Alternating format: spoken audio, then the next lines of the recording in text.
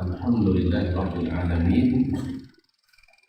Wassalatu wassalamu ala sayyidil awwalin wal akhirin Nabiyyina wa sayyidina Muhammadin wa ala alihi at-tayyibin wa azwajihi tahiratin ummahatil mu'minin wa ashabihi al-qadatil ghurril mayamin wa ashabihi al-qadatil mayamin wattabi'ina lahum bi ihsan ila yaumiddin. Tsumma ba'd. Fa'usi nafsi wa iyyakum ayyuhal muslimun wa iyyakum muslimat billahi azza wa jalla rabbil ardi was samawati fa innahu qad faza al-muttaqun.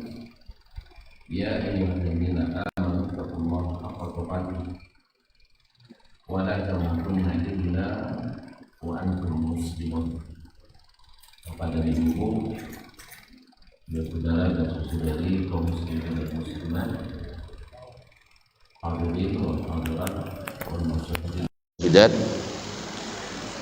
jemaah Masjid Babus Salam,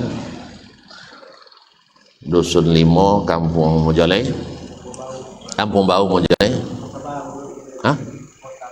Kota Baru. Alhamdulillah, Kota Baru Mojalai.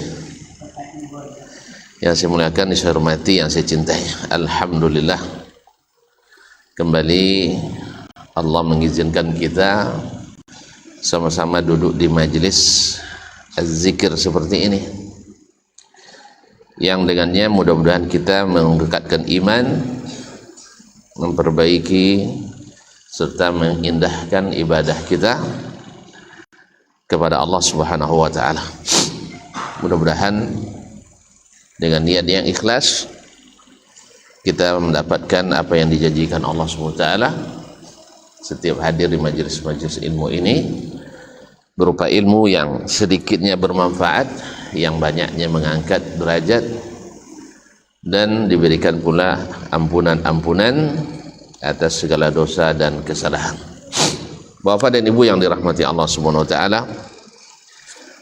selawat dan salam sama-sama kita haturkan untuk Nabiul Islam, Nabi besar Muhammad sallallahu alaihi wasallam, yang kita cintai, yang kita kedepankan, yang kita ikuti dan kita jadikan imam, yang dengannya kalimat kita bersatu, dan dengannya pula mudah-mudahan di akhirat kita berhasil masuk surga dengan rahmat Allah SWT dan diberikan syafaat oleh Nabi alaihi salatu wassalam.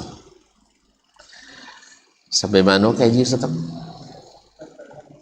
setelah selesai yang akhirnya membatalkan salat. Wudu atau membatalkan salat? Iya, membatalkan salat. Berarti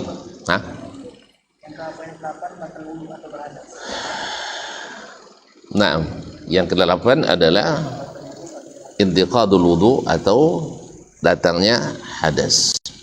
Berarti dah selesai ya. Intiqadut taharati, yaitu batalnya suci atau batalnya wudu. Kenapa batal salat? Karena syarat atau salah satu dari syarat sahnya salat itu adalah suci dari hadas besar dan hadas kecil. Jadi kalau seandainya nanti batal wudu kita sedang salat, jangan malu lah, sebab bukan hanya sekedar batal salat, kalau diteruskan justru kita berdosa, baik makmum maupun imam. Tetapi batal itu memang harus pasti, bukan keraguan-raguan yang disebabkan oleh syaitan. Kadang-kadang dicuki-cuki atau kalau angin, padahal tidak. Padahal tidak, itu namanya was-was, dan itu tidak boleh diikuti. Atau bergelimbak pawik kan, serasa keluar, tapi ternyata tidak, angin rasa bunyinya tidak ada dan baunya sudah tidak terasa. Tapi harus betul-betul pasti keluarnya angin tersebut yang membatalkan wudu tersebut. Nah, sekarang masuk Syekh menjelaskan tentang syarat-syarat wudu. Syarat-syarat wudu. Karena sebelumnya disebutkan bahwa syarat sahnya salat itu adalah mesti dalam keadaan berwudu, bersih dari hadas kecil apalagi besar. Dan pada umumnya orang itu hadasnya adalah hadas kecil, bukan hadas besar. Nah, apa syarat-syarat wudu tersebut? Disebutkan wahya asyrah. Syarat wudu itu adalah 10. Yang pertama adalah al-islamu. Berarti memang Islam ini adalah syarat utama dan pertama setiap amalan. Makanya kalau ada orang tidak Islam berbuat kebaikan, maka amalannya tidak diterima atau tidak sah. Jadi kalau mereka orangnya baik, kenapa tidak masuk surga? Karena dia tidak terdaftar. Ya, sama dengan orang kuliah, mengikuti perkuliahan dari semester 1 sampai 8, bikin skripsi, orang bikin skripsi linyah. Nah, nilai tinggi. Cuman ketika dilihat tidak pernah mendaftar jadi mahasiswa, ya diajak belajar tidak salah kan, dia nilai tinggi bagus, cuman tidak berhak dapat ijazah. Karena syarat untuk dapat ijazah mesti ada nomor induk mahasiswa. Kalau nomor stambuk dulu ya, nah, jadi harus ada stambuknya, harus ada. Kalau gini apa nomor? Apa nama anak? Enggak, ini mahasiswa tuh, anak sekolah. NSN ya, apa? NISN, nomor induk siswa nasional. Jika enggak ada nomor induk, belajar memang aja. Enggak tahu gangnya belajarlah. Beda nak buat ijazahnya sih. Sama tahu lah pada nak belajar. Enggak. Walaupun aku lebih rajin pada yang terdaftar belajar, ijazah tetap tidak dapat. Kalau itu dah saya lamar kerja, iya. Dah saya di presiden dah. Kau jadi tidak asah. Tidak asah. Apa sebab? Tidak terdaftar jadi mahasiswa. Kalau ijazah palsu, kalau asli tapi palsu tetap tidak bisa. Paham kan? Paham. Jadi orang kafir walaupun bagus pekerjaannya, kan banyak orang kafir kadang elok orang bohong gitu kan ya. Awak tapi bayang-bayang awaknya bertumbuk kawan. Inya kok kita bijak tak maaf ke awak ke. Jadi ya. Pada di bandara Islam bulan puasa mah ini boleh musafir kan, boleh nak puasanya kan. Jadi launch kami karena terlambat di launch Islam makan nak boleh bawa daerah ST-nya tak permisi kau dah. Tapi orang kafir, maaf Pak ya, kami tak puasa katanya. Kalau awak memang lama jadi ada pendawanya, walaupun tidak masalah. Mereka sebenarnya kan boleh puasa sah kan ya. Islam pun boleh tidak puasa waktu musafir gitu.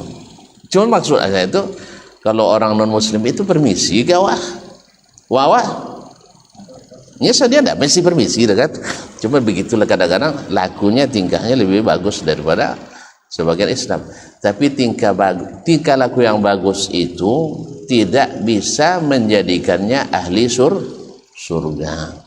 Oleh sebab itu maka kita katakan Bapak mau masuk surga? Iya. Maka mendaftar. Alhamdulillah pendaftarannya dibuka sepanjang masa, tanpa batas. Tidak ada gelombang 1, gelombang 2, gelombang 3. Nah, terbuka 24 jam dalam sehari. Dan tidak banyak syaratnya. Tidak banyak syaratnya. Syaratnya satu, mengakui dengan hati. Yang kedua, melafazkan dengan lisan. Yang ketiga, mengamalkan dengan perbuatan.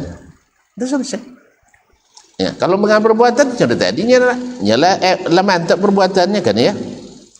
Ya, ada sebagian kawan orang-orang luar negeri itu kalau tengok puangai ya si mengucapkan syahadat masuk surga dah lu berdoa lahir.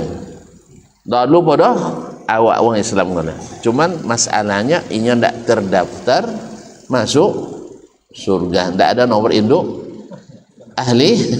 ahli surganya. Ada sebab itu makanya mereka dicap ahlun nar, walakin haqqat kalimatu rabbika alal ladzina kafaru. Karena sudah tetap kalimat Rabbmu terhadap orang-orang kafir bahwa mereka adalah penduduk neraka. Maka oleh sebab itu mesti Islam. Ini ada sebagian orang non muslim tahu dia faedah wudu itu. Ada seorang dokter, profesor dokter ya, spesialis, pernah menyaksikan seorang pemuda muslim imigran di Austria tentunya di Eropa, di bandara dilihatnya anak itu berwudu. Ini ada tentu wudu itu enak. Tapi dalam ilmu kesehatan yang dia pelajari bahwa membasuh anggota-anggota tadi, kalau kita nyebut anggota wudu, adalah sebab-sebab utama selamat dari bakteri masuk ke dalam tubuh. Masya Allah, tabarakallah. Kita tengok ya deh, apa buatnya? Wudu, siapa mau jawab? Nabi kami nyabuin, subhanallah. Dia katakan, engkau telah melakukan perbuatan yang kalau rutin kau kerjakan selamat dari ratusan bahkan jutaan bakteri yang akan masuk ke dalam tubuh kita. Makanya pernah wudu itu muslimin harus serius kita kan. Harus, makanya di antara yang disuruhkan Nabi kan menggosoknya ruas-ruas jari itu. Kan ini sempat bersembunyinya jutaan ya atau ratusan ribu bakteri. Kemudian juga menyela-nyela antara jari jemari ketika wudu atau jari kaki. Makanya kalau kau ada apa nomor sebianan cau mau cemar karena memang tercemar. Kadang wudu memang cik badiwi saja kan ya. Padahal oleh Nabi disuruh di sela-sela, digosok di sela-sela jemari itu supaya hilang dan tanggal yang melekat di situ. Ini tulut yang payah kadang ya. Kadang di dunia kerana badiwinnya. Nah, badiwin kadang taklah bahasa sodor kan. Allah musta'an. Jadi kaum muslimin, demikian juga masukkan air ke rongga hidung. Kata Nabi, wabalik fil istinsyaq. Laksanakan dengan berlebihan, dengan sungguh-sungguh sampai kadang-kadang sampai bawah sinda. Artinya sampai ke ujung atau pangkal hidung sehingga terasa perih. Ternyata itu membantu kelancaran darah ke otak kita. Makanya dia termasuk salah satu cara menghindari dan juga mengobati penyakit stroke. Penyakit stroke. Kini banyak stroke. Kenek-kenek wala stroke kini. Assalamualaikum. Waktu dulu tak ada suri. Kinilah banyak stroke. Nauzubillah, summa nauzubillah. Mudah-mudah sudah kena stroke. Ya memang faktor tadi makanan banyak kojo lepak kan ya, makanan banyak kojo sakene kan ya. Kalau dah lu 2 pinggan 3 pinggan makan iya dia pindah ada sisa gula dalam badan lah nyeti gula apa nomor belek basambung bapikul sudah itu kayak mak buah sa kati apa nomor sa upio nasi buku nasi yang baik sudah itu memang gaji kan dia apa balak kan dina yang katir. Makanya ndaklah jangan non jadi. Apa yang ketiga memang awak dulu ndak mikir baru sakit dah. Kan ya lah saya lepak ngaku sakit. Kalau ndak terananglah. Obat paling lama itu kalau damam apa? Naspro Supermi. Kan ya? Naspro campur soda water kan? Itu tu obat pasal selimut sampai tak ambil palu. Kalau ndak jamu bojok kajau. Itu. Kalau kini kan tak. Nah, damam saya kira sodiumnya makanannya banyak. Nah, jadi itu sebab sehingga menumpuk dalam tubuh kita. Nah, wudu termasuk salah satu dari cara terbaik untuk menghalangi bakteri-bakteri masuk ke dalam tubuh kita. Wallahu musta'an. Apalagi mandi. Kalau mandi itu menurut para ahli kesehatan, kalau tuan-tuan belajar dalam al-ijazul ilmi, yaitu mukjizat ilmiah dalam Al-Quran dan hadis, sekali mandi itu bisa menghilangkan dari kulit-kulit kita 200 juta bakteri yang siap masuk ke tubuh kita. Makanya elok kodok mandi pada jangan mandi. Walaupun tidak mandi, tidak mesti bersabun. Sebab dengan air itu saja itu sudah sangat banyak membantu kesehatan tubuh. Jadi bukan hanya sekedar menghilangkan gatal saja, tidak. Karena ada yang akan masuk ke dalam tubuh kita ditambah dengan wudu tadi. Nah, kembali kepada syarat sahnya amalan itu karena dia adalah ibadah. Maka mesti orang Islam. Kenapa? Karena orang non-Islam tidak akan tahu atau tidak akan pernah ikhlas. Amal diterima mesti dengan syarat ikhlas. Ada orang kafir ikhlas? Ada orang kafir ikhlas? Hah? Orang kafir ada ikhlas? Ini apa ikhlas itu? Tanjunglah malah ikhlas itu apa? Ikhlas itu adalah berazam dalam hati mengerjakan yang disuruh lillah. Kafir lillah. Orang kafir karena Allah yang amalkan. Tidak, makanya amalnya tidak diterima.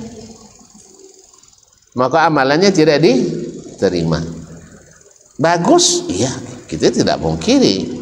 Banyak secara sosial orang-orang non muslim lebih bagus daripada orang kita yang muslim, tidak kita pungkiri. Cuman sayang tidak masuk aplikasi, tidak terdaftar resmi. Karena apa? Tidak beragama Islam. Nah, yang kedua adalah syarat sah wudu itu mesti dilakukan oleh orang yang berakal, sadar dia apa yang dikerjakan. Makanya orang gila tidak sah wudunya. Kalau sempat ada orang gila tuh apa buatannya sedih itu sawilah wudu tadi tengah gila ada sana ya. Karena apa? Karena dia tidak tahu apa yang dia kerjakan. Nah, tidak tahu apa yang dia kerjakan. Kemudian yang ketiga adalah at-tamyiz, yaitu mesti sudah bisa membedakan. Itu tamyiz, tahu tamyiznya, sudah bisa membedakan walaupun belum balik tapi sudah mumayyiz. Tentu kalau sudah mumayyiz itu sah wudunya, apalagi yang sudah balik. Nah, apalagi yang sudah balik. Nah, dan kaum muslimin dan muslimat dirahmati Allah semua. Intinya kena mumayyiz, tahu membedakan mana amalan yang harus dikerjakan. Jadi kan sudah dijelaskan ketika menjelaskan syarat sah salat dunia. Sudah jelaskan dengan panjang lebar ketika menjelaskan makna atau syarat sahnya salat. Nah, kemudian wat tamyiz wan niyyah. Yang keempat adalah niat. Niat adalah juga masuk dari syarat sahnya wudu. Sebagian masukkannya sebagai rukun wudu. Ya, kenapa dimasukkan syarat sah? Syarat karena dia mendahului dari pekerjaan itu. Kan berniat kita berwudu. Sedang wudu atau sebelum wudu? Sebelum. Maka karena dia sebelum wudu, maka dibasuhlah sebagai syarat wudu. Apa makna syarat kemarin?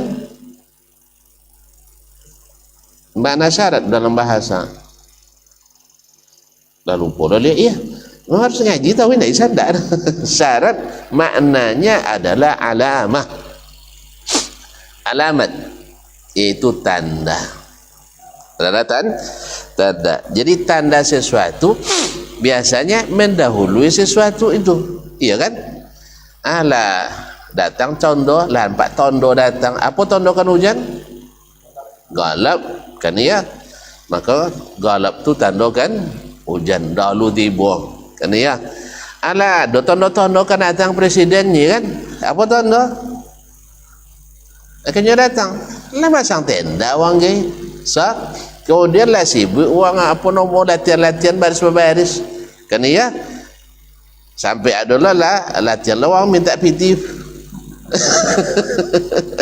Kan ada ke pungutan. Nah, kan iya, jalan lah belok lah bertimbun. Akhirnya dia legonya datang lah licin jalan manyanya. Apa kalian nak nyebut jalan lancak jalannya. Itu tanda-tanda. Nah, wudu niat karena datangnya di awal atau sebelum wudu, maka dia disebut dengan dia syarat tanda kita akan berwudu. Baik, kita berniat. Nah, an-niyatu, niat ini kan bahasa Arab sah ya, tapi menjadi bahasa dunia. Tidak ada yang mewakili bahasa itu, no? Niat. Sodo memakai bahasa niat. Bahasa Indonesia niat. Jadi ya, ini nantanya niat itu disabut dia wawak.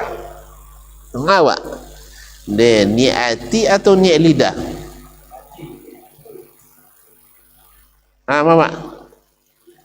Niat hati ya? Tak ada niat lidah dia? Tak ada niat mata dia?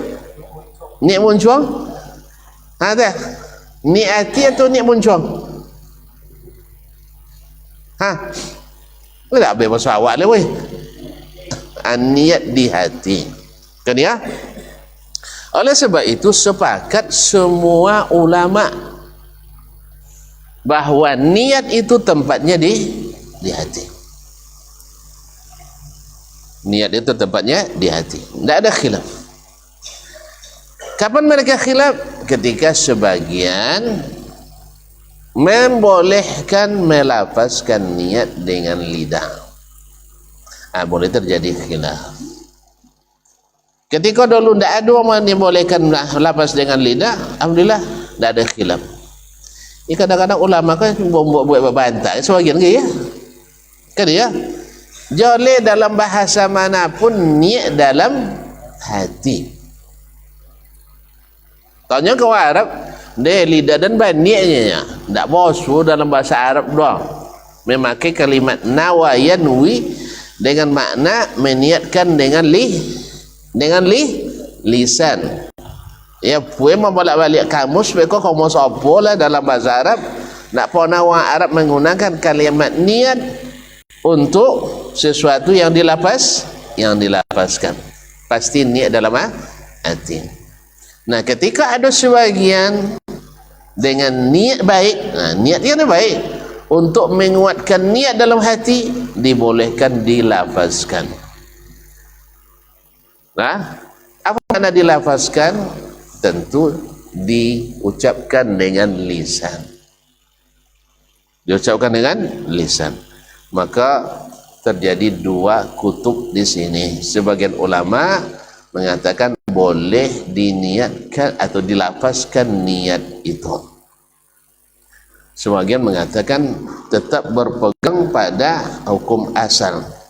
Secara bahasa niat di hati. Kemudian secara praktik dari Nabi alaihissalam, Nabi tak pernah melafazkan niat dalam beribadah. Tak pernah melafazkan niat dalam beribadah.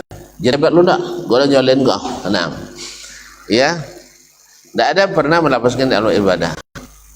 Oleh sebab itu mereka mengatakan niat tidak boleh dilafazkan, tidak boleh dilafazkan. Yang mengatakan yang lain tidak boleh dilafazkan. Nah, setelah mereka khilaf bahwa melafazkan niat ada yang membolehkan, ada yang melarang, sepakat pula mereka mengatakan niat tidak boleh dijaharkan. Faham ya? Wah, bocor orang bezong tu Ustaz. Ulang dia. Misal ambo nak jadi imam solat, lalu mazhab ambo melafazkan niat. Ambo harus memilih antara melafazkan niat pakai mikrofon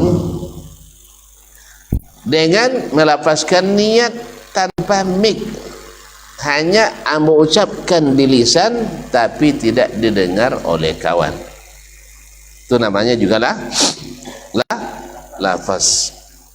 Misalnya usalli fardhal isya'i, mati mic ya. Nah, enggak ada di mic tu kan.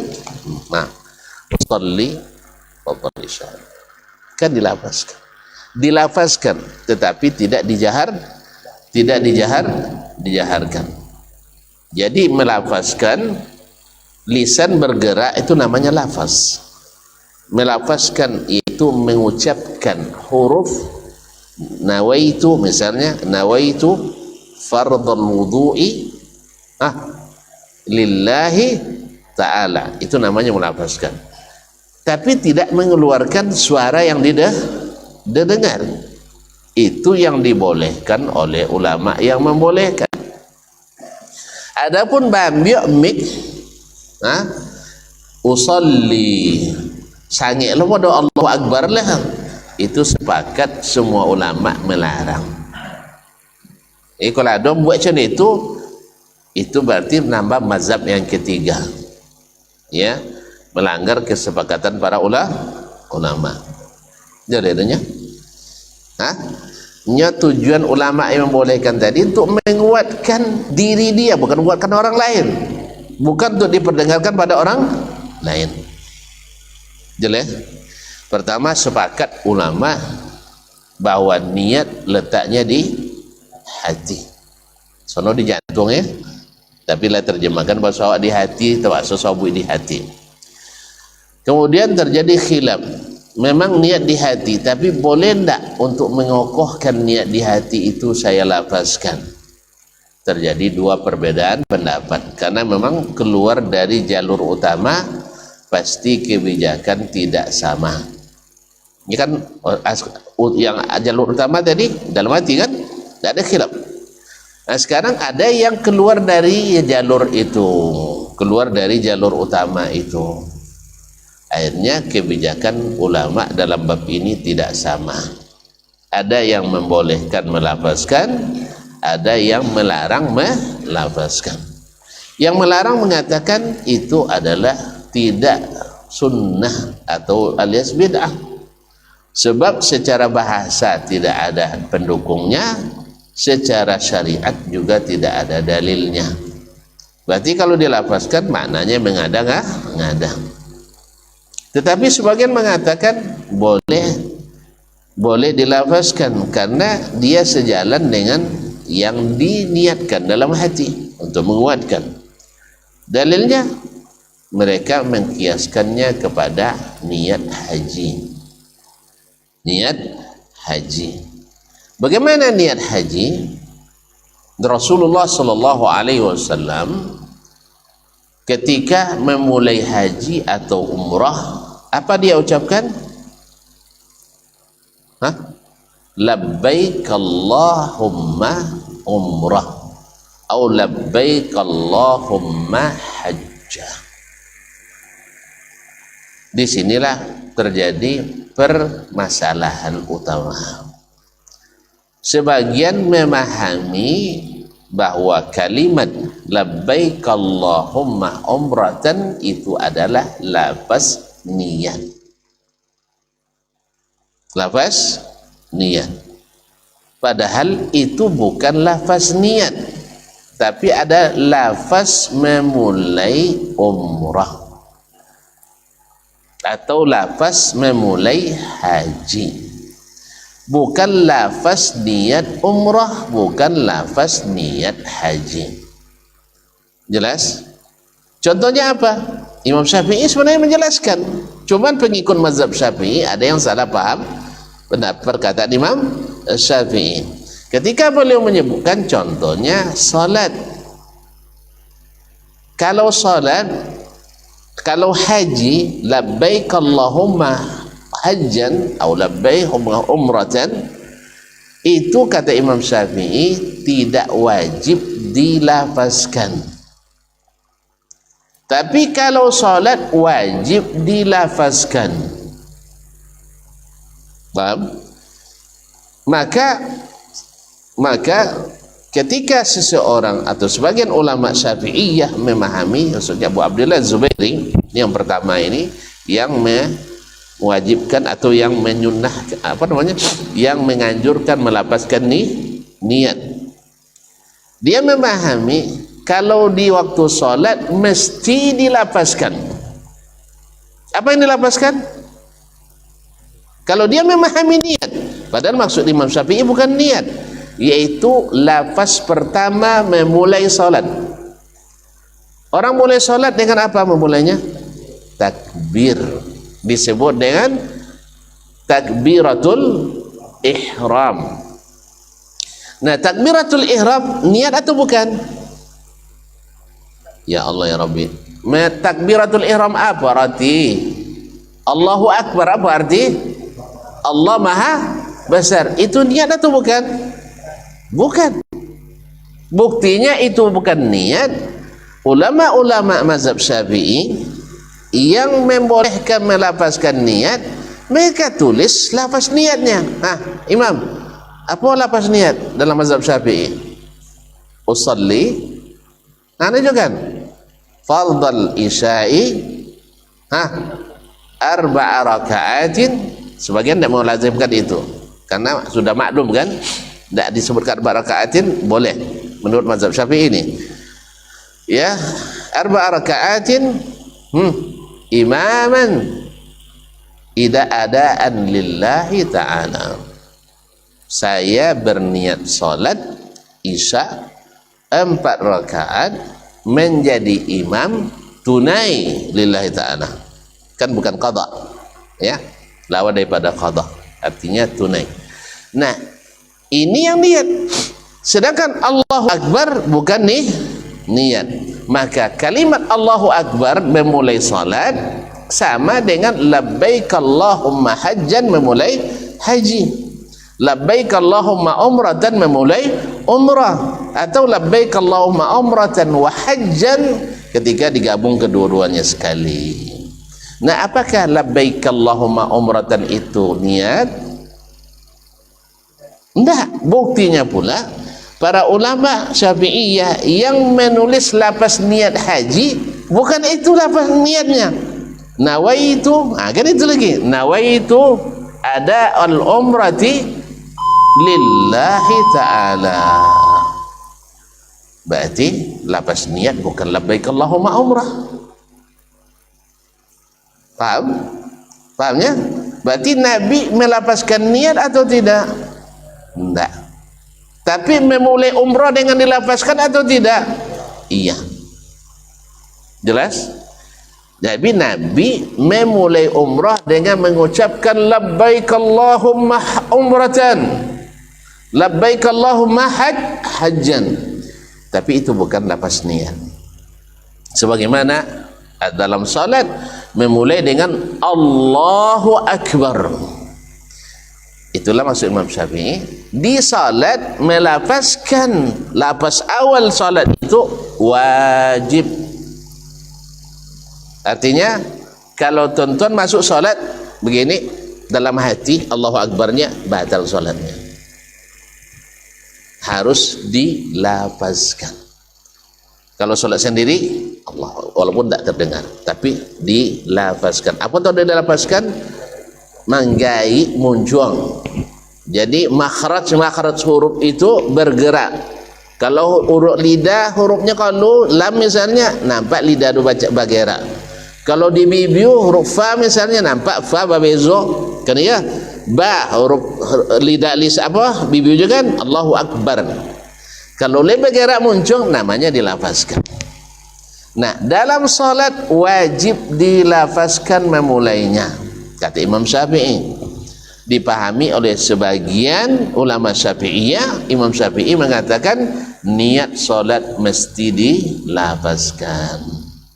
Itu tidak masih kau sebagian orang tua dulu, kalau tak pakai usalli, jenah mau jadi imam kayaknya tak. Kadang tak boleh. Mendiang datuk dulu tak boleh deh, siapa tak pakai usolli tak sama zab jawab dulu. Awak tu tak tahu biar kan tu buang malah awak kan yang lalu tu kan ya.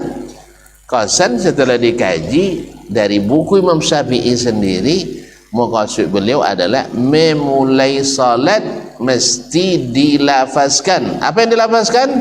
Allahu Akbar. Sebab kalau tidak lapaskan, tidak sah solatnya. Bukan melapaskan niat. Buktinya niat dengan lapas mulai solat beda. Jelas?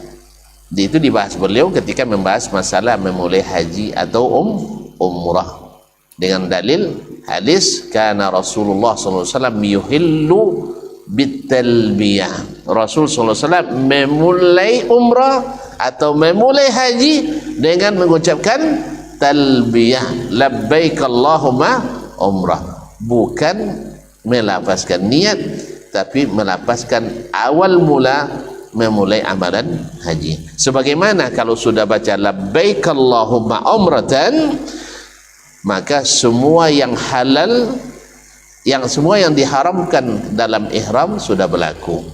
Tak boleh lagi pakai minyak wangi, tak boleh lagi pakai tak boleh lagi pakai sepatu, tak boleh lagi pakai ini dan itu, tak boleh menikah, tak boleh melamar dan seterusnya. Disebut dengan muharramatul ihram. Sebagaimana juga selesai kita mengucapkan Allahu Akbar takbiratul ihram, semuanya tak boleh lagi dilakukan. Minum boleh lah, bacito boleh lah, galak-galak boleh lah, membelakang boleh lah, tak. Sebab kita sudah memulai salat, disebut dengan takbiratul ihram. Di sana mulai dengan ihlal bil ihram. Jadi bukan melapaskan niat. Jadi memang Allah musta'an, kalau ada yang keliru pendahulu, banyak belakang mengikuti. Banyak belakang yang mengikuti. Ketika diluruskan, awak kena sabut tidak mengerti. Inyo tidak paham, awak disabut tidak mengerti. Kan irunya biasanya Nabi dulu kena sabutnya tidak ngerti dan nangah. Kan ya? Kan Pak Haji saudara menyebut Nabi tidak ngerti itu, Haji Abu Jahal, Haji Abu Lahab, pengurus Masjidil Haram mereka, pengurus Ka'bah. Tapi mereka menuduh Nabi yang tidak paham, padahal mereka yang sudah menyimpang dan salah paham.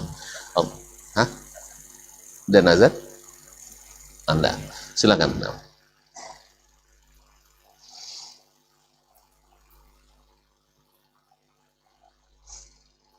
Allahu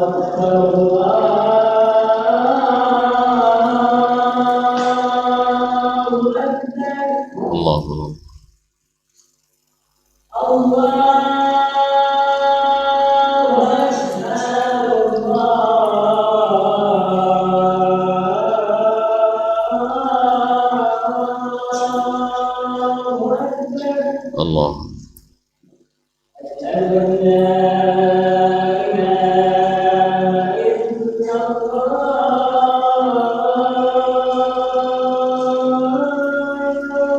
Syukur.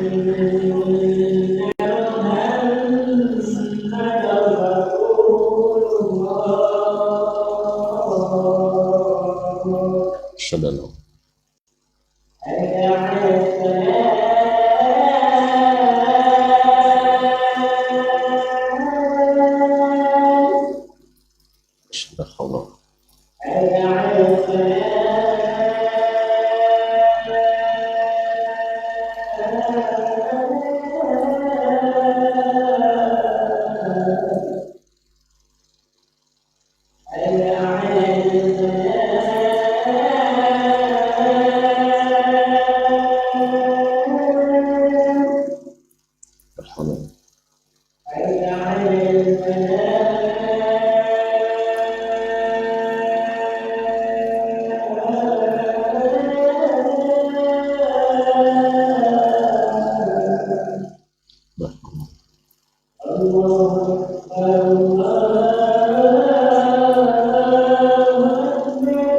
Allah.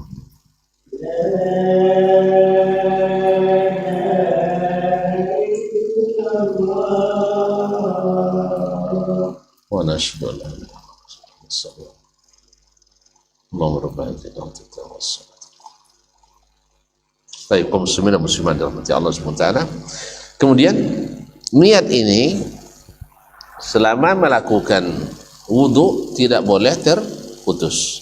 Dengan makna pas tengah wudu bau bani menjadi si basuh kakinya, paham ya?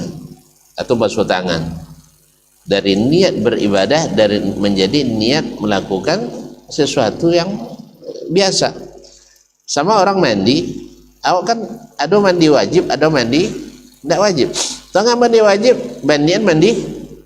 mandi biasa, maka harus diulang, tidak sah wudunya.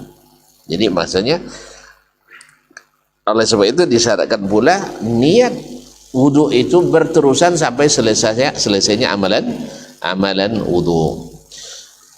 Baik, kemudian di antara syaratnya pula adalah inqita'u mujibit taharah, yaitu inqita'u mujibit tatahhur, yaitu terputusnya hal yang mewajibkan bersuci.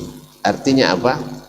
Kalau seandainya awak tengah wuduk tapi kalau dia muayu, berarti wuduk tidak sah.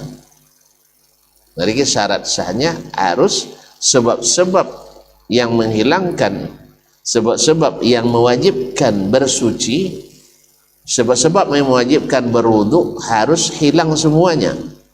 Makanya ada syarat nanti, yaitu istinja atau istijmar sebelum berwuduk. Misalnya seseorang buang air tapi belum dibasuh, wuduknya ada lusuh itu basuh dia, tidak batal wuduknya, makanya harus dibasuh dulu. Tetapi tidak syarat pula setiap berwuduk harus membersihkan kedua kubul dan dubur, tidak. Nah, kalau ada yang keluar mesti dibersihkan dulu supaya nanti tidak membatalkan wuduk lagi. Jadi harus hilang hal-hal yang mewajibkan bersuci itu sebelumnya. Itu syarat sahnya wudu. Ini dikecualikan bagi orang yang berpenyakit namanya salisil baul atau salis rih atau salisur rih. Apa salis? Tidak cuma salis lah. Salis maknanya orang yang tidak bisa lagi menahan air kecil. Kalau bahasa awak dulu tidak parpak lainnya. Karena parpak nomor tu kan? Tidak elok parpaknya, bocor parpaknya. Kalau kini nomor doang prostatitis ya, yaitu sakit di saluran pembuangan prostatitis, prostat. Nah, kalau orang yang berpenyakit ini uzurnya boleh walaupun sedang wudhu keluar juga. Bahkan sedang sholat pun kalau keluar maka tidak berpengaruh. Misalnya sebelum dia wudhu, dia bersih dulu, buang air kecil dulu. Habis itu dia bersihkan, mungkin pakai pakaian dalam, atau kalau sekarang kan ada pampers, ada, dan itu dianjurkan. Ada pampers orang tuanya, kan? Nah, pakai pampers. Nah, sedang wudhu terasa lagi keluar, maka tidak berpengaruh, dia teruskan wudhunya. Tapi kalau awak yang tidak kena penyakit itu sedang wudhu tasuk kalau aja dan samonya tidak beda, kita tidak berpenyakit ya, kita tidak sedang berpenyakit salis sebut. Demikian juga salis rih yang orang anginnya tak bisa ditahan, ada angin tak bisa ditahan, ada air yang bisa ditahan. Ini juga uzur baginya. Sama juga dengan wanita yang istihadah. Wanita yang istihadah yang tidak berhenti darah penyakit itu Sebelum dia wuduk dia bersihkan, dan susah berhentinya, maka ketika sedang berwuduk maka dia dihukumkan seperti itu juga. Kalau memang tidak ada waktu berhentinya. Tapi kalau ada waktu berhentinya, maka dia tunggu waktu itu. Wallahu ta'ala alam. Itu maknanya iqta'u mujibit tatahhur. Itu mesti hilang, terputus seluruh sebab yang menyebabkan wajibnya bersuci. Itu harus dihilangkan dulu sebelum kita berwudu. Ma'asyiral kiram yang dirahmati Allah Subhanahu wa taala. Kemudian istinja dan istijmar sebelumnya. Ini tentu bagi orang yang memang buang air sebelum berwudu, mesti dibersihkan dengan batu. Kalau di padang pasir kan pakai batu orang, tapi kalau di sita pakai air. Dan kalau lebih afdal digabungkan kedua-duanya seperti yang dilakukan oleh kaum Ansar.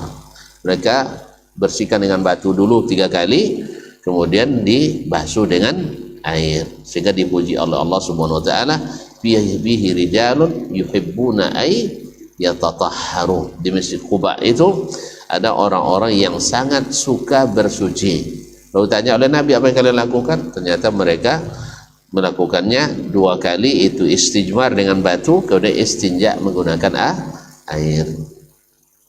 Ma'asyarul kiram dirahmati Allah Subhanahu wa taala. Kemudian adalah tuhuriyatu ma'in wa ibahatuhu. Syarat sah wudu juga adalah airnya mesti suci. Nah, air suci itu air mutlak. Air mutlak itu apa? Air hujan, air telaga, air sungai, air salju, air mata air. Air apa nah? Air soda? Air laut, Masya Allah. Kalau 7 suruh? Air laut tahu ya apa nah? Ayo? Hujan sudah tadi. Ayu ombun. Buatlah 7 kan? Ulang lihat. Ayu telaga, ayu sungai, ayu hujan, ayu mata ayu, ayu ayu laut, ayu ambun, ayu salju. Dah 7, 6. Jadi semua itu disebut air yang bisa mensucikan. Kemudian wa ibahatuhu, harus air yang boleh dipakai. Berarti ada air yang tak boleh dipakai? Ada air uang. Uang punya awak pakai. Air baca oleh boleh kan? Boleh tak? Tak.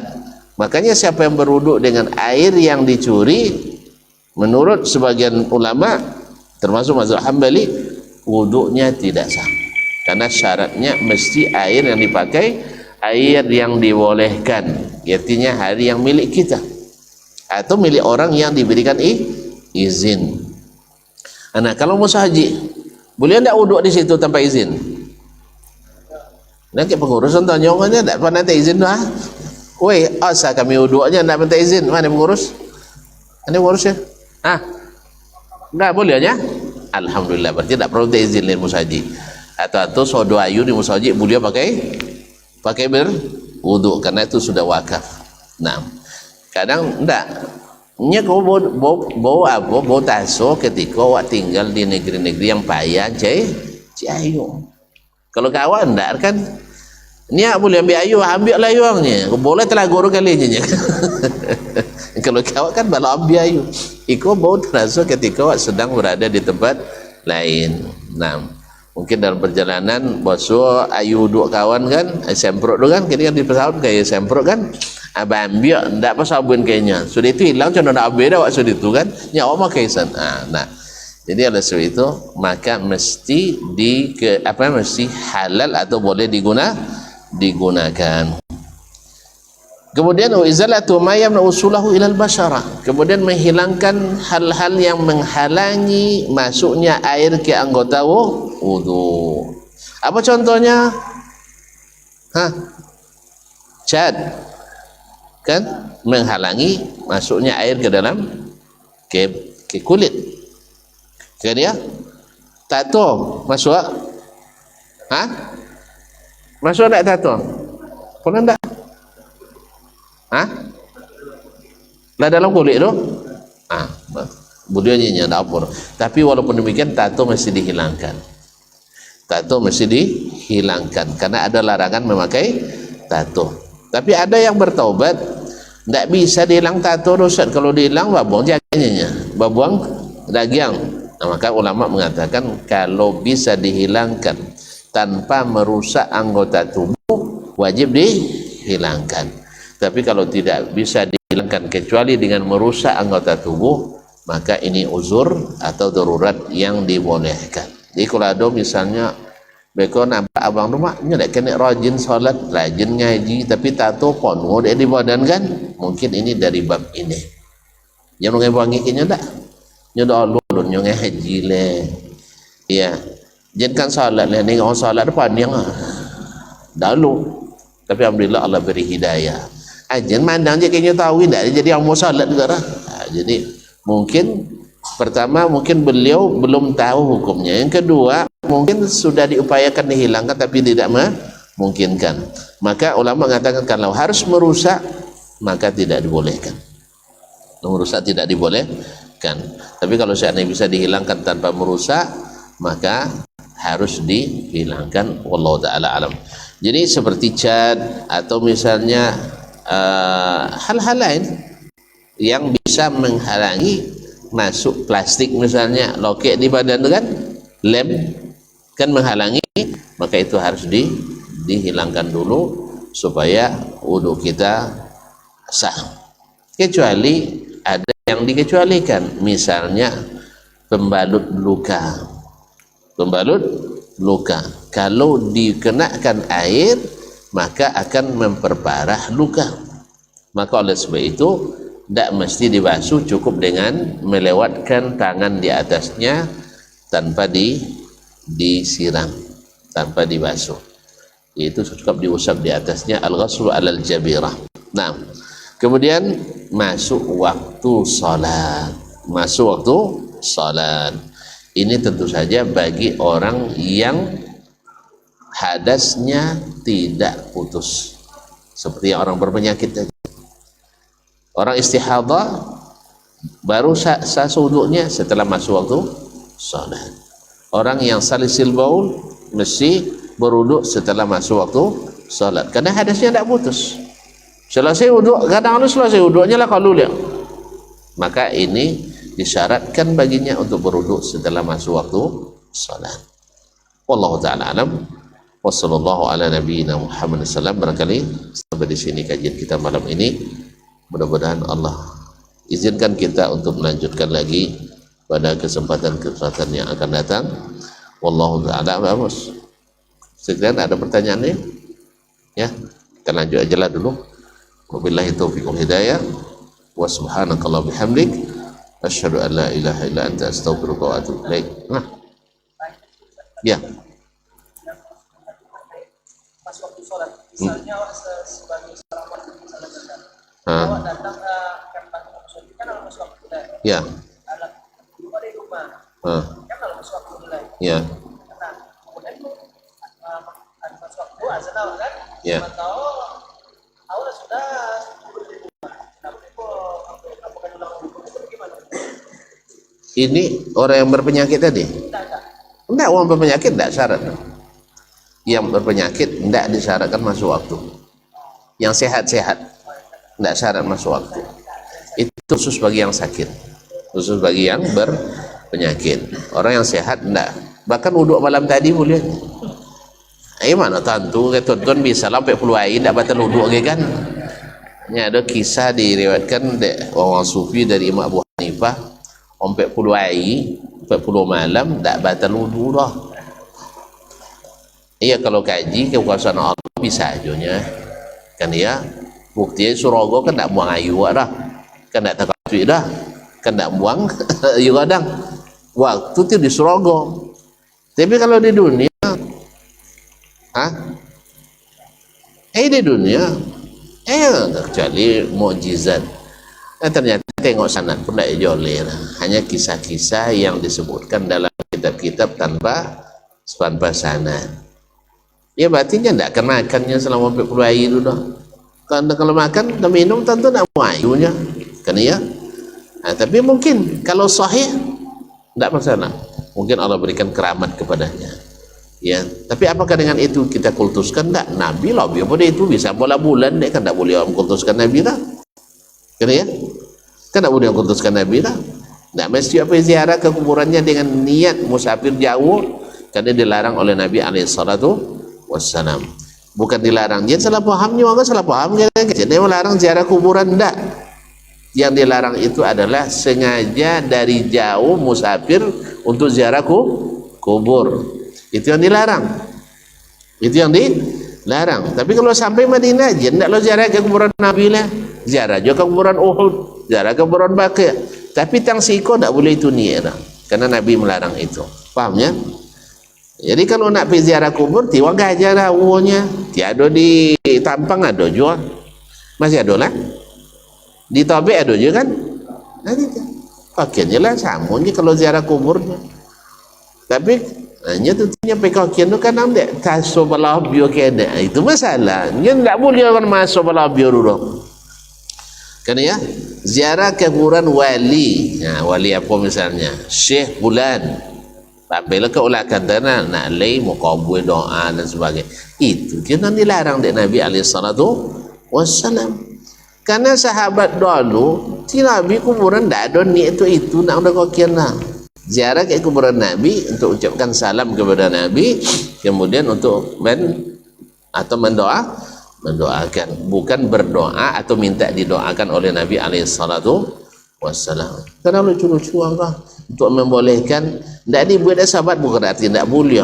Tak dibuat sahabat tu tanda tak boleh. Nya mereka tu kalau tantu dia mana boleh mana nanti tidak. Kalau awak sodobu boleh. Mereka tu yang harus dicontoh. Apa sebab mereka generasi selamat. Kalau kita generasi entah selamat entah tidak. Maka kalau nak selamat contoh generasi yang selamat itu. Jadi yang sakit aja saya, kalau yang sehat tidak mesti syarat masuk waktu. Wabillahi at-taufiq. Nah, banyak ke sana. Cakap tak ni lah.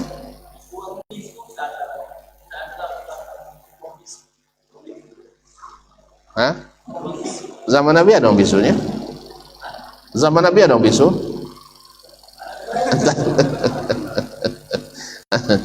La yukallifullahu nafsan illa wus'aha wattaqullaha mastata'tum. Jadi kalau inya bisu tak bisa cakap, tak bisa dipaksa cakap, tapi solatnya sah. Nah, solatnya sah.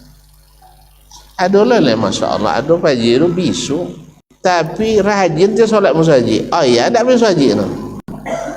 Ini hafal Quran dia. Oh ya, tak, jangan baca Quran. Ini dipertengok kita.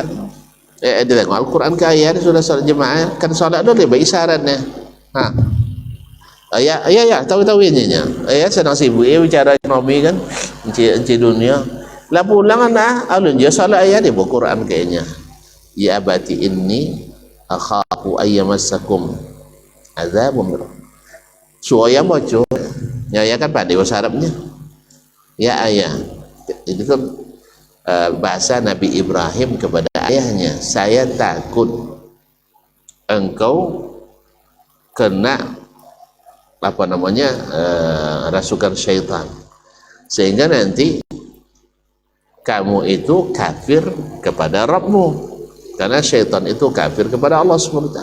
Nah, akhirnya dengan demikian bos sadar ya, ternyata anak bisu kalau tidak pandai bercakap tapi ngeroti.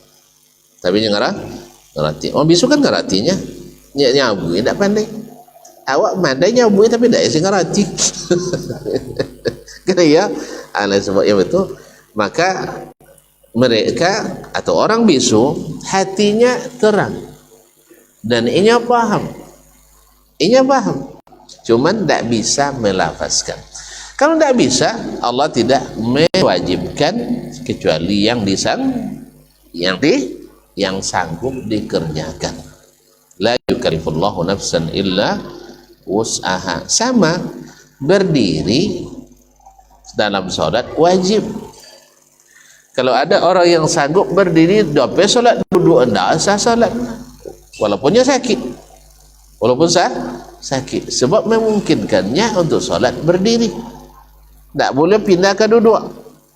Tapi kalau orang pincang, orang tengkak, atau orang tak berkaki, harus dia tagak. Apa? Harus dia tagak, kan tak dah. Atau orang sujud, kan wajib sujud di atas 7 anggota. Muka, konyang, 2 tapak tangan, 2 lutut, dan 2 ujung-ujung jari kaki di 6. 7 kan? 2, 3, 5, 7. Tuan tu tak pakai tangan, tak usah sujudnya. Makanya ketika ada orang liberal menolak hadis Nabi, ketika Nabi menanyakan kepada Imran bin Husain, sahabatnya, atau Abu Hurairah, tentu daknya ya kamano pai matuai go ketika tidak nampak dak leh lah tinggal alam, kan tinggal alam nombor kan, tak bolehnya Allah Rasulullah alam, Allah dan Rasul lebih tahu. Kata beliau, kata Nabi SAW, innaha tazhabu tasjudi li rabbiha, dia pergi sujud kepada Rabbnya. Dek kawan, dia dah jangan sujud juga nya, jadi ndak cahaya nama dai sujud, ba boleh suruh sujudnya. Yang terbayang dia sujud cundawak. Kan ya? Bukankah Allah katakan setiap yang ada di langit dan setiap ada di bumi semuanya sujud kepada Allah dan bertasbih kepadanya? Sah? Tuh. Bukankah batu sujud? Iya, sama sujud jawab. Apa nomornya Ciacong sujud tak? Sujud sama jawab? Tak. Apa dia bangak-bangau? Kalau terlalu cerdas tak berilmu, terlalu cerdas tapi tak berilmu, itu akibatnya. Maka orang cerdas tidak terlalu dibutuhkan, tapi yang diperlukan orang yang berilmu. Orang cerdas, kalau cerdas tak berilmu ya ngicu aja. Iya, orang cerdas tak berilmu ngicu, zalim. Tapi kalau orang berilmu, walaupun tak begitu cerdas, dia akan jujur. Kecuali kalau orang berilmu tak mengikuti ilmunya. Oleh itu kaum muslimin dan muslimat dirahmati Allah SWT, apa tadi saya mau katakan? Apa tadi yang sampai terakhir tadi? Orang bisu. Nah, orang bisu itu bukan tidak paham, dia paham. Nah, selama dia paham berarti akalnya jalan. Selama dia bisa membedakan berarti mumayyiz. Ya, selama umurnya sampai, orang bisu ada mimpinya. Weh, ilai. Tak apa nak bisu dak obey dia. Lai. Orang bisu ada apa bini? Berarti bisa dia baliknya. Ada orang bisu apa bini? Mananya? Berarti ngerti tak? Ngerti? Tak. Tak. Tadi masalah awak sampai tadi ketika orang tu mengingkari matahari sujud kepada Allah di bawah arasy. Bagaimana caranya? Kalau tanya apa, pela cipikun matahari itu. Ikutin namanya pekutnya. Kan ya? Yang namanya Abu itu kan Nabi SAW. Nabi dapat ilmu atau tidak? Berilmu. Angku? Tidak. Yang aku nak mau belajar dah. Berfikir lainnya. Yang berfikir dah ilmu doy. Hasil pikiran tu bukan ilmu. Ilmu tu dituntut, dipelajari kepada ulama. Kalau pemikiran tak perlu sekolah, tak perlu belajar dah. Kan ya? Datuk-datuk berfikirnya kan tak sekolah dah. Ancaklah fikir pada awak lah. Macam piti. Ya kalau nak tentu halal haram mesti berilmu. Tapi kalau nak sopa soda, tak perlu ilmu dah. Lemu aja lah. Kan ya? CBT perlu belajar lagi tinggi. CBT perlu sekolah lagi tinggi. Indah. Buktinya orang kaya banyak orang tak sekolah lepas nak sekolah. Boleh absen tak? Mau absen orang paling kaya di Indonesia. Nak tinggi sekolah tu nak tak sekolah.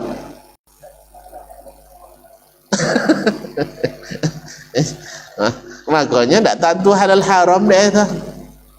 Kan santung sodor dia. Tak tentu halal haram. Zakat tak bayar dia dah. Kiki tak tanggung-tanggung dah. Dia apa? Karena tidak berilmu.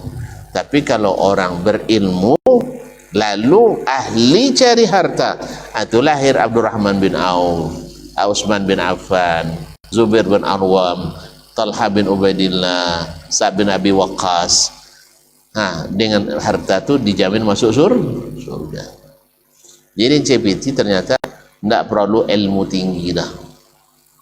Jadi CPT makanya kalau untuk ngurus ekonomi negaranya ya cajan sekolah lah jadi presiden.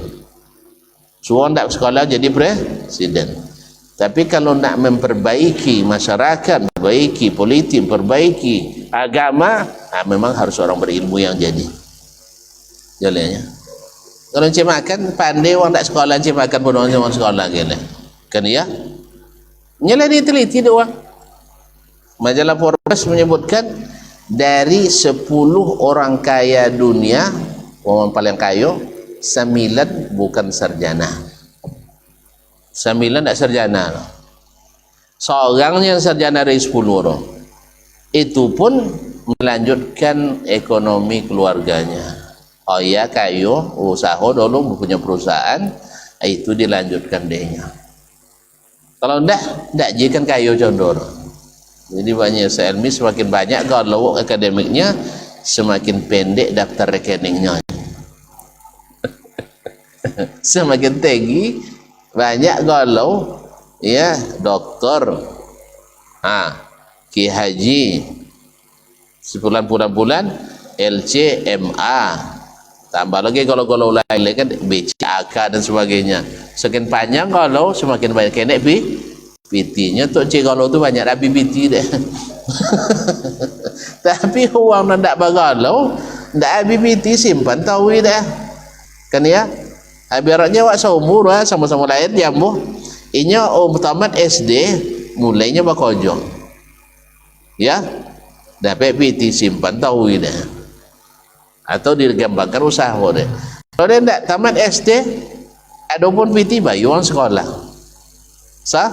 Selamatlah pun anda masuklah kuliah termasuk je Melayu kan sudah itu dah sampai doktor Melayu je lah kau je Melayu juga lah. Itu mana kadar PT. Makanya kalau amak-amak apa-apa nak nyuruh anak sekolah tu CPT salah ya. Seorang anak sekolah dah tak CPT dah nak elok ini memang nyatu masuk kalau lebar ilmunya elok, kalau tak ilmu payah elok kan ya. Itu dia suruh sekolahnya untuk jadi orang elok. Soal PT pandai yang cari lepodonyo. Nah saya juga je lah labik apa baru tiang tak so jadi hati lah.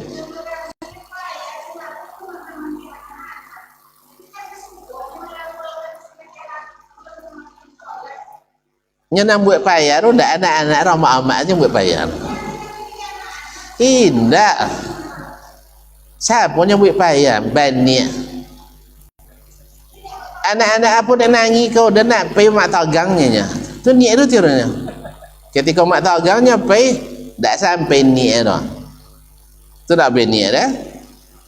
Inya mana yang pergi kamu sajik ngapo pergi sumayang ni. Dak berniat tu. Tu apa ya? Sabui dia salat mugai tabana mutai abi dia tak. Sebantau lay. Salat apa ayang Isa ni. Apa ni jadi Isa.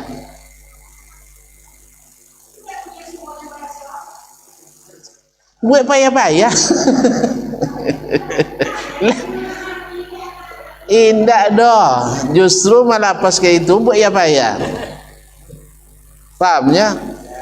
Weh, kak, ada Ustaz Muajon uang mu'allab 10 orang di Malaysia kan cerita nang. Dek gara-gara melapaskan tu tiaru. Ya? Allah ndak ya selesai itu. 10 kali ndak masuk-masuk. Nya gara-gara itu datang was-was. Kan ya? Akhirnya betul yang sahang di belakang dia. Ustaz, boleh aku coba? Atau serius ya? Sila-sila. Majunya lah, sahang jaga. Kenapa dah buat macam itu? Buatnya je kan? Dia buat dia. Apa bacanya? Allahu Akbar. Macam dia. Allahu Akbarnya. Saya sekali aja boleh katanya. Dan sekali misalnya.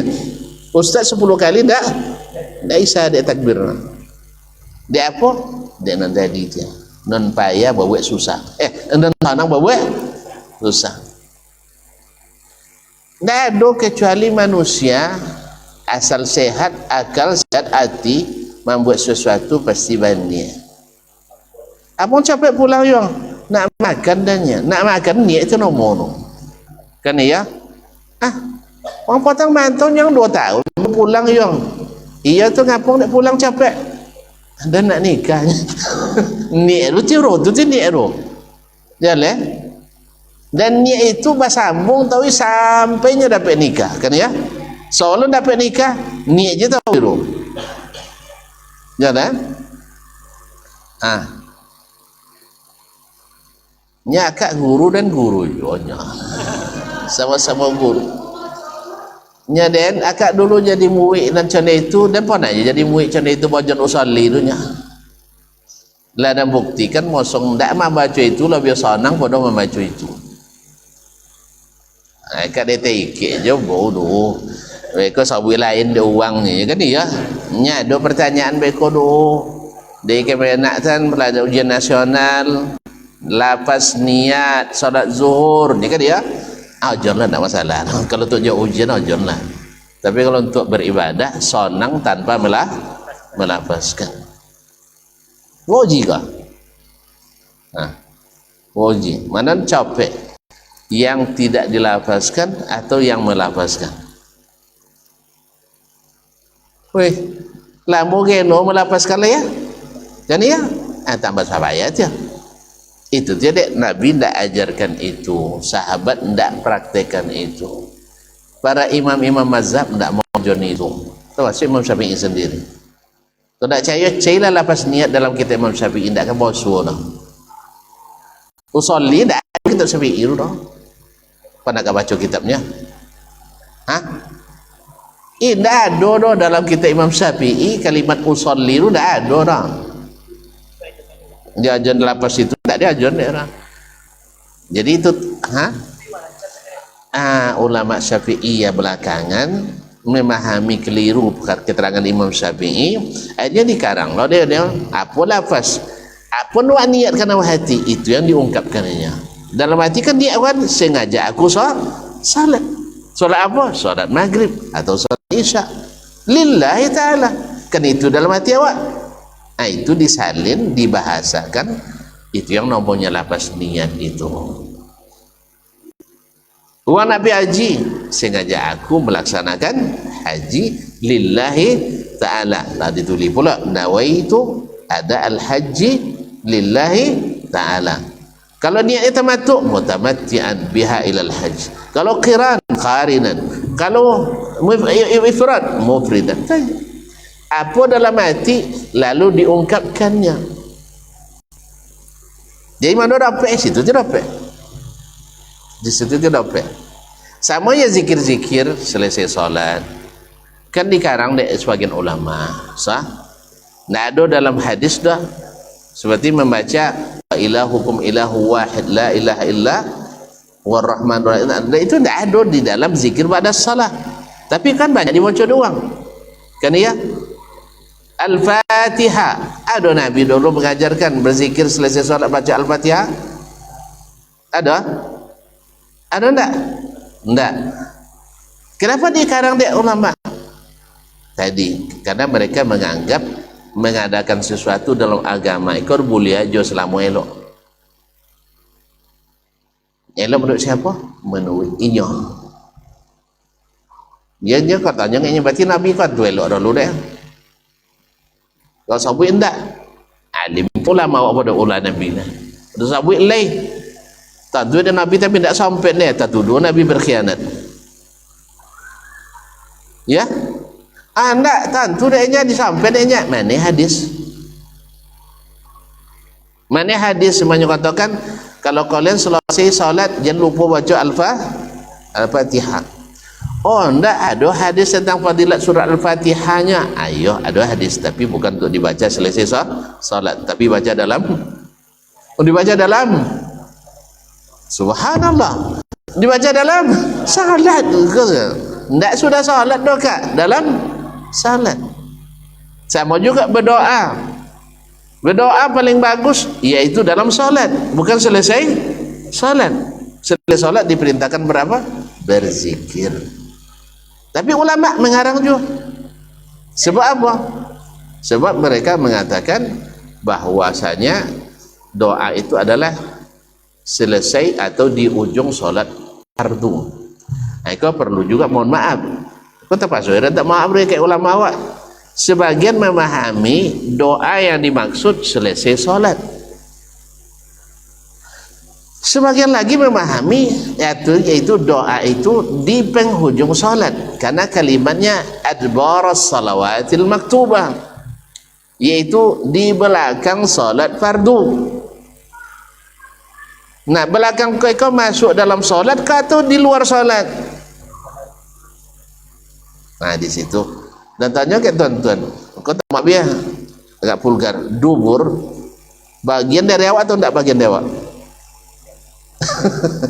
Bahasanya kan duburas salat, di duburnya salat, artinya maknanya di penghujung salat. Penghujung salat bagian dari salat atau setelah salat? Bagian dari salat. Dan ini pemahamannya didukung oleh hadis-hadis yang banyak menganjurkan berdoa sebelum salam. Paham ya? Ini dua pendapat ulama tentang duburus salat. Di duburnya salat artinya di penghujung salat. Ada yang menafsirkannya setelah salat. Ada yang menafsirkannya di penghujung salat sebelum salam. Mana yang kuat di antara dua pendapat itu? Dari praktek Nabi, dari hadis-hadis perintah Nabi, baik hadis qauli, hadis takriri, hadis fi'li, hadis perbuatan, hadis perucapannya, hadis persetujuannya, semuanya mendukung doa yang dimaksud adalah sebelum salam. Oleh sebab itu, antara kedua pendapat ini yang lebih kuat adalah itu doa sebelum salam. Doa itu kan permintaan. Kalau wasu kau tak mau aja tak ngomong orang. Awak nak perlu sesuatu ke Pak Presiden. Bila sampai ketika awak sedang berkomunikasi jenyo atau setelah selesai nak pulang? Pahamnya tak?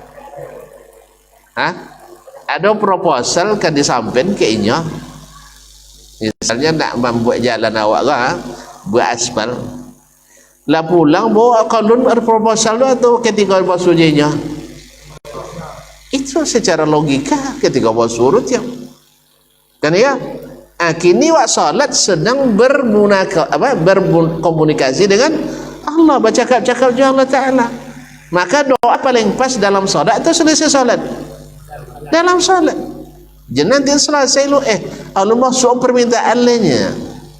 Iaitu secara logika ya, secara fakta dan syariat juga Nabi mengajarkan doa itu di dalam salat, baik sujud maupun di dalam tahiyatul akhir.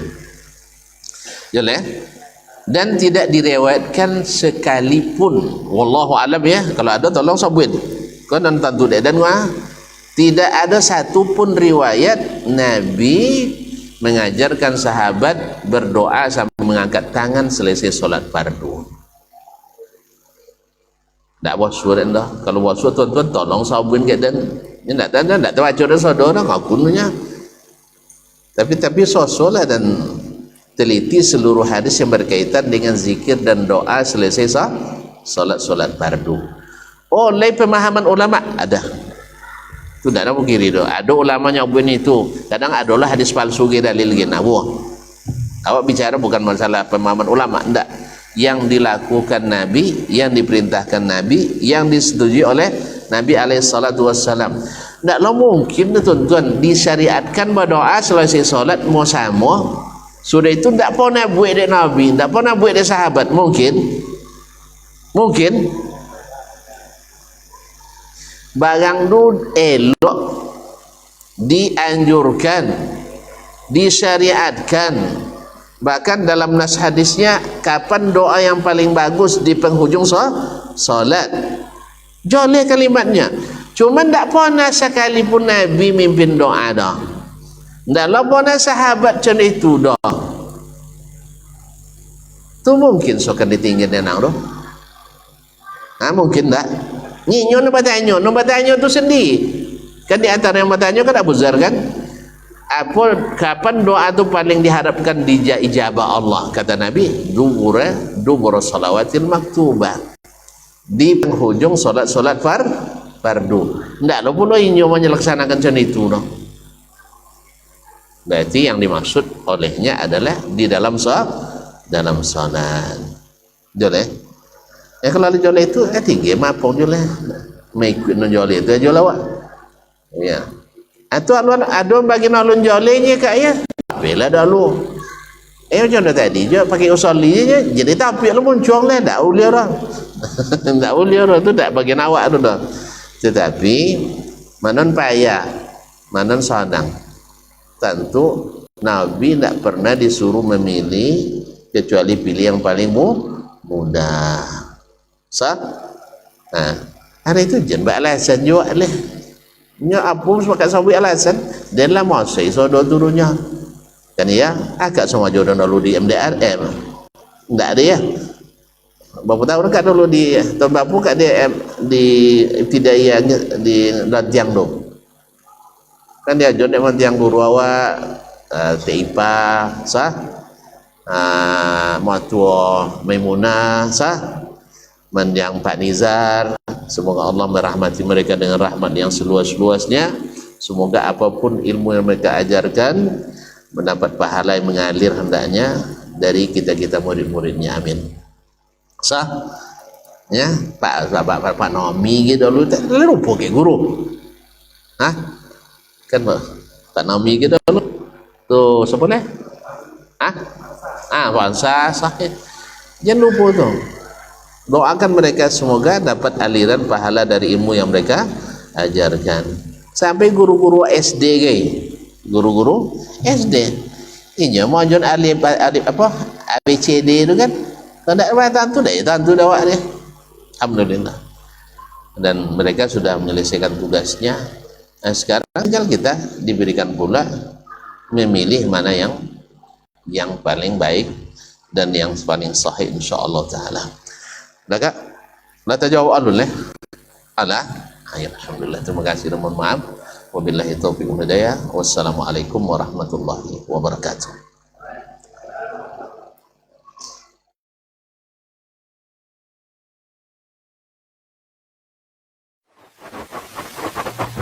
Barometer amal kita saleh tak salehnya di salat kita. Bila salat kita ikhlas dan sesuai dengan sunnah Nabi SAW, maka insya Allah amalan yang lain mengikut.